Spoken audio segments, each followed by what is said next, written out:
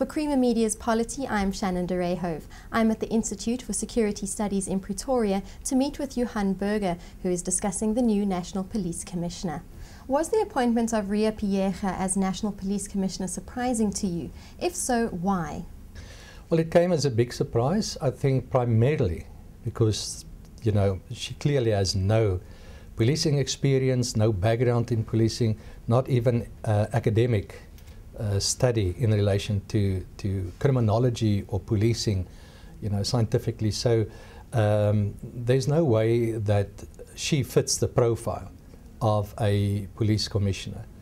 And given the fact that there are quite a number of other suitable candidates in the police service, which I think would have been a better choice given their experience in policing and their background. Some of them have both experience in policing as well as academic qualifications in policing as a science. So yeah, so in that sense it came as a huge surprise. Do you believe that President Jacob Zuma had very little choice but to relieve former Police Commissioner Bheki Cele of his duties? Yeah, unfortunately. Whether we agree with his appointment or not, as far as Bheki Cele is concerned, he had no choice. He was faced by at least two reports. The report by the Public Protector labeling him as both irresponsible and also acting unlawfully.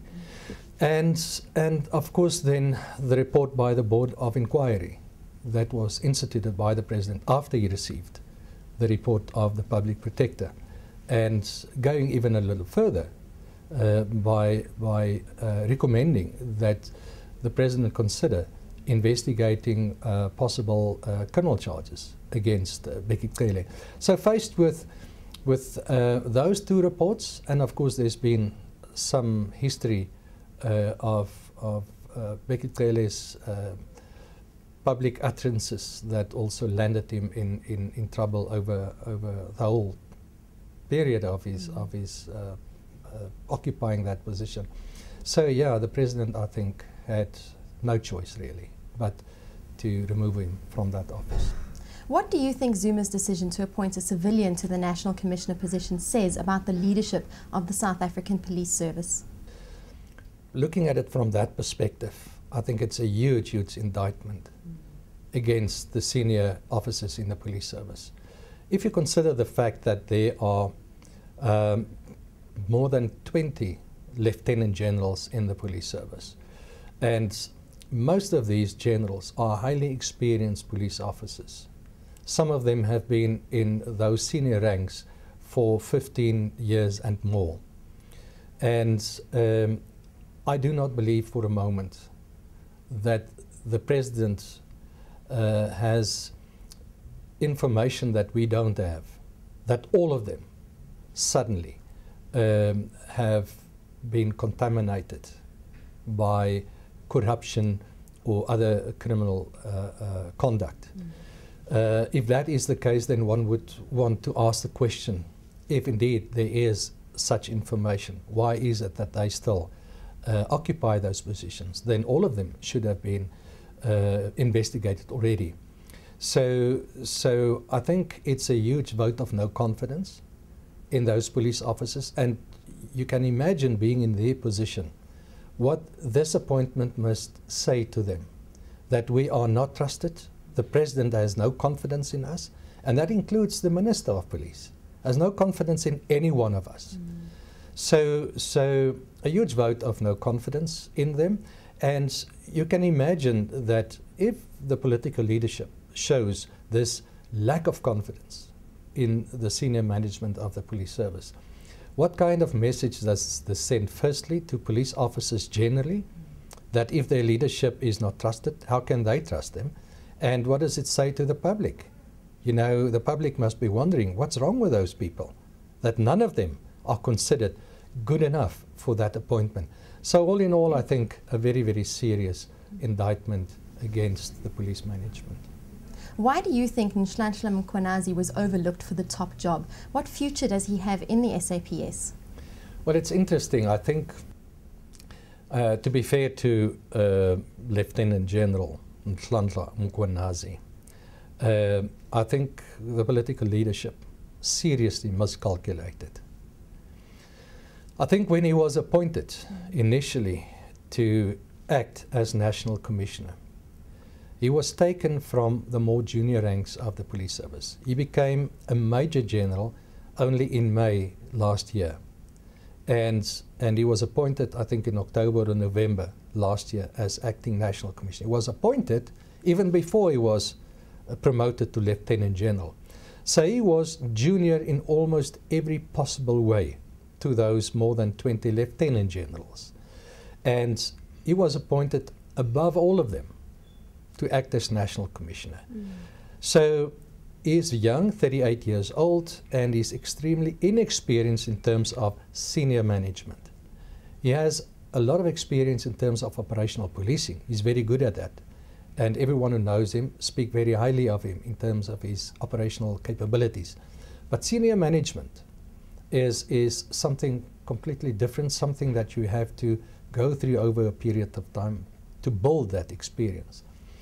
So one can only imagine that he was appointed there because the political leadership expected to be able to manipulate him or maneuver him or have some form of control over him. We don't know, but it certainly looks that way. And how wrong I think everybody was, because even after his appointment as Acting National Commissioner, he was then promoted to Lieutenant General. He suddenly showed that because he's someone with good integrity, everyone who worked with him before has spoken about the fact that he's a very honest and dedicated policeman before. You know, people were saying this about him even before his appointment. So suddenly this showed at the highest level, where he said clearly, by the actions that he took and by the statements that he made, I am not tolerating criminal policemen around me. I will get rid of them. Now, unfortunately for him, the people that he was then focusing on in terms of getting rid of were those apparently favored and protected by the political leadership. So certainly not gaining any points on the scorecard.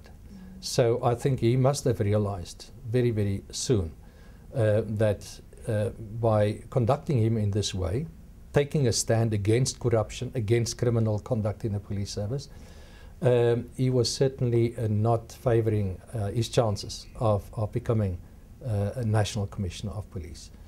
So, and I think, you know, if we look at this position, clearly he was supported by, at least as far as we can determine, most of the other senior officers in the police service, who clearly supported him, who flanked him on occasion during public appearances. So clearly within the top management of the police service, there was a strong core of senior police people who favored this stand against corruption, but also against political interference from taking action against those who are corrupt. So yeah, I think, you know, it became clear very, very soon that someone who's prepared to stand up and take on the political leadership is not going to be tolerated. So what this then says of the new National Commissioner, we will have to wait and see. Only time, I think, will tell. If you had a chance, what would be the most important thing you would like to say to the new Police Commissioner, Riah Phiyega?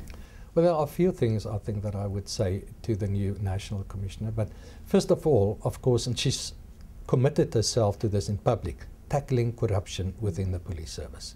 Clearly, there is a problem at all levels, at junior level or the lower ranks, and also throughout the police service. And we've seen over the last couple of years in senior levels. I mean, we have this great example of one of the former national commissioners now spending time in prison, 15 years, for corruption. And incidentally, that commissioner also closed down the anti-corruption units. So I would say to General Phiyega, not only take a stand against corruption, reinstate anti-corruption units, make certain you appoint the right kind of people and that they themselves then are scrutinized properly so that you have people with integrity there, but you should also have oversight structures in place that can monitor the work that these anti-corruption units do. So that would be my primary recommendation to the National Commission. But there's something else that I feel equally strong about, and that is to strengthen the internal oversight structures, the inspectorate. Because if you have a properly functioning inspectorate, and I would even go as far as saying that the function of inspections at local level, police stations and units, should be made a responsibility of cluster commanders as well. So cluster commanders should also be given not just the responsibility but the capacity to carry out inspections at police station level and at unit level. So inspection is something that's become largely dysfunctional in the police service, and I think that needs to be strengthened again if we want to tackle the root problem that exists at local level. So those two things, I think, would be the primary issues that I would recommend to the new National Commissioner.